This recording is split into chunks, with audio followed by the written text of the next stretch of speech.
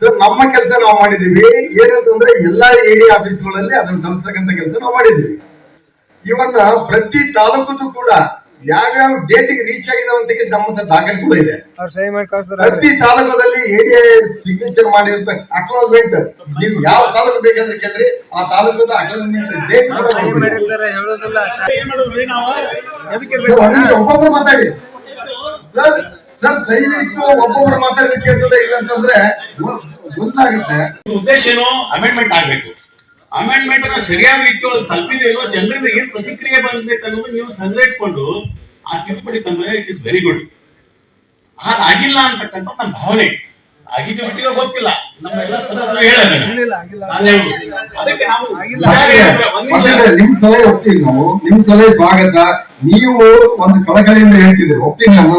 ಏನಂದ್ರೆ ಈ ನಮ್ಮ ಒಂದು ಪಾಟೀಲರ ಒಂದು ಕಳಕಳಿ ಏನಂದ್ರೆ ಎಲ್ಲಾ ಅಧಿಕಾರಿಗಳು ಎಲ್ಲಾ ಕೃಷಿ ಸಮಾಜಕ್ಕೆ ಸ್ಪಂದನೆ ಇರಲ್ಲ.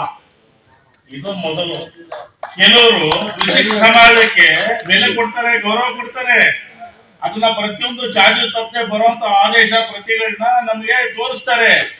ಕೆಲವರು ತೋರಿಸೋದೇ ಇಲ್ಲ. ನಮಗ್ ಬಂದಿದೆ, ನಾವು ಅದ್ರ ಬಗ್ಗೆ ನಾವೆರಡು ಮಾತಾಡಲ್ಲ. ಆದ್ರೆ ಅಧಿಕಾರಿಗಳ ಧೋರಣೆಯಿಂದ ವ್ಯತ್ಯಾಸಗಳಾದಲ್ಲಿ ಅದನ್ನ ದೂರದುಮಾನ ಯಾರಿಗೆ ಹೇಳ್ಕೋಬೇಕು ಅಲ್ಲಿ ಹೇಳ್ಬೇಕು ನಾವು.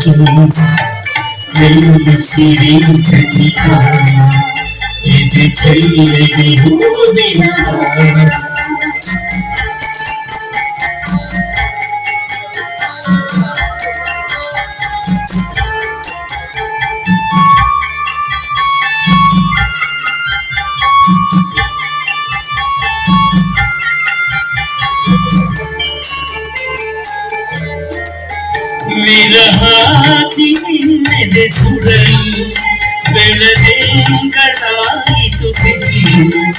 ವಿರಹಾತಿನ್ನೆದೆ ಸುಡಲು ಬೆಳದಿಂಗಳಾಯಿತು ಬಿಸಿಲು.